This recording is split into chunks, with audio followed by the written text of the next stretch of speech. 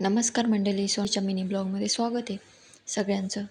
आज ना फ्रीज साफ करायचा होता. भांडी घासून झालेली तरी फ्रीज तसंच राहिलेला साफ करायचा.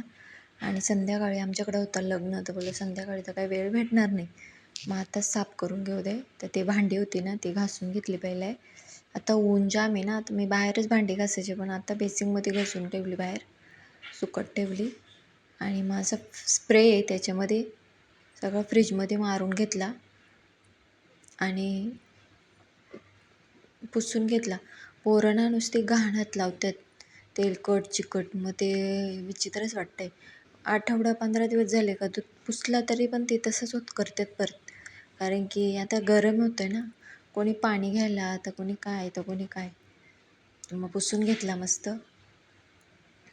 आणि साफ केल्यावर मस्त जरा 2-3 दिवस तरी तसंच राहतो, मग बरं वाटतंय.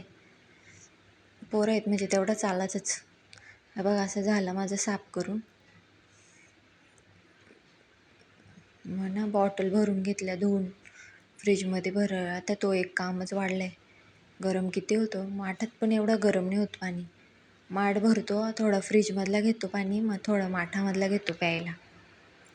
व्हिडिओ आवडला तर लाईक, शेअर, सबस्क्राईब नक्की करा आपल्या चॅनलला. आणि मग माझ्या बॉटल भरून झाल्या. आणि एक ब्लाऊज होता, तो मी कट करायला घेतलेला. शिव झोपलेला ना, तर मला आता कट तरी करून होईल तेवढंच.